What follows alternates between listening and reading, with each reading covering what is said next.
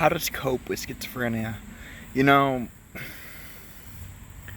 schizophrenia is one of those diseases or mental illnesses that it's really hard to describe to another person, because it's like, I've had it for personally 3 years. I picked it up when I got smoked online by someone asshole. Basically messed up a belief of mine, and that if you know how it develops, dopamine in the brain, where in misalignment, where I thought I was looking at something else, and he was just kidding or lying to me at the time, and I picked up schizophrenia because of it, and it really pissed me off. And I've had it for 3 years, and it's been one of the hardest, most difficult times for me, because I've gained a lot of weight from the medicine I've been taking. I've lost a lot of friends, and I've just made a fool of myself over the past 3 years, kind of. I believed the schizophrenia when it first started. I thought I was telepathic in the beginning. Right when it first started, I don't know about you, but if you have schizophrenia, then I literally thought people could see my world, review my thoughts, and communicate with me between their world and my world, and through my mind. So it was a really interesting belief shift to go through, and I found out it was just schizophrenia and stuff like that. And in this video, I'm gonna show you how to cope with it, how I coped with it. Because for me personally, it's been a really rough journey. Not a rough journey. It was rough in the beginning. It was cool in the beginning, and then it got rough. Then it got kind of mellowed out, because I started to develop, my brain started just kicking out the voices, and my brain just kind of started to realize, okay, this is outside of myself. It's just schizophrenia. Don't get so aggravated by what they're saying. Don't do what they're saying, because I know my voices, they told me to do a lot of stuff.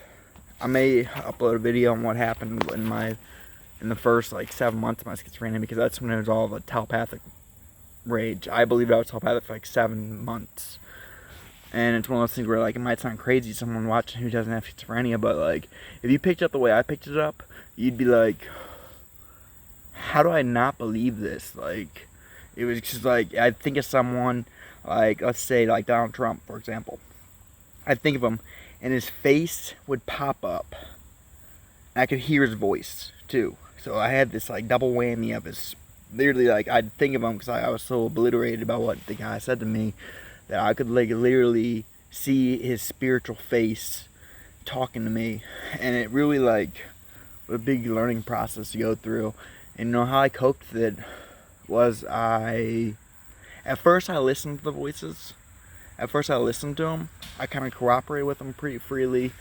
I didn't argue with them. I didn't try and resist them. I just kind of let them talk. I let them talk, for a year and a half.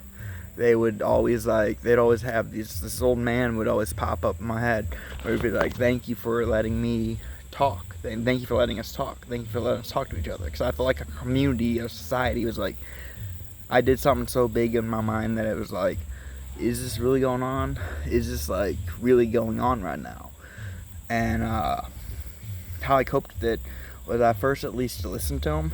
I was I set the terms eventually a year or two later, where I was okay guys, sometimes I don't want talking. I kind of told those voices myself. I just kept telling them, I kept asking, I kept telling them, sometimes we don't need so much talking, we need more listening. And I kind of just learned how to manage the voices through kind of just self-discipline, and just learning about the brain, and just learning how it affects the brain. Because for those of you who have schizophrenia right now, and it's hard for you to cope, depending on how long you had it, let me know in the comments below how long you've had it for, and how long you've been aware of it. Because if you're just getting aware of it now, I recommend going to the doctor and getting some medicine if you haven't already. My medicine, Abilify, I get a monthly injection, and it helps. It helps. I don't see hallucinations anymore, because in the beginning I hallucinated all day. I would just sit there in my room hallucinating and stuff like that. And that's kind of one of the main things is it triggers hallucinations. It's like someone's literally like talking to you and living inside your head sometimes. It wouldn't, I know it's for me. And you know how you can cope with it. How you can cope with it starting today. If it gets really bad, you get a bad voice, do that. Like, shake your head to the right, like, try and get rid of the voice, because that's what I did. I learned how to get rid of a voice where it's like, the voice itself would dissipate. It would disappear after I did it a couple times. Sometimes, you know, some voices, I just let them, like, talk, but some voices, they're so evil in my head, where it's like, ooh, I wish they didn't say that, because it like tries to affect your whole mindset and your whole mood. So if you ever get those voices that are giving you like commands constantly, do that. Like, shake your head violently to the right or left, whatever way you feel more comfortable with, but like, do that, because I know, and listen to your breathing, like, because the breathing disrupts the pattern. Basically what you're doing whenever you do that is you're disrupting the pattern in your brain, where it's like, okay, you're basically saying in your brain, no, stop, stop, stop, stop, stop, stop, stop. And eventually, like, I did that a couple times. I do that a couple times a day still, but like, it helps me cope with it, because it helps me put me in a position where it's like, okay, if I don't like this voice, I have a solution to get rid of it. Does that make sense?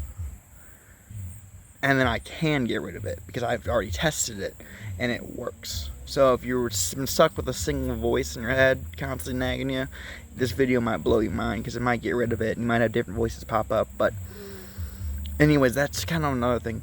I'll text each other in another video. That's kind of how you cope with it. First, listen to them, you know, hear them out.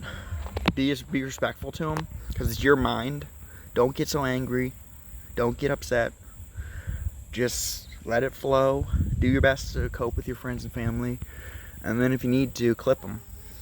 Clip the bad voices and listen to the good ones. So that's my thought on how to cope with schizophrenia. If you enjoy this video, show some love. Give the video a like. Leave your thoughts in the comment below if this helps you. And subscribe for more. Bye-bye.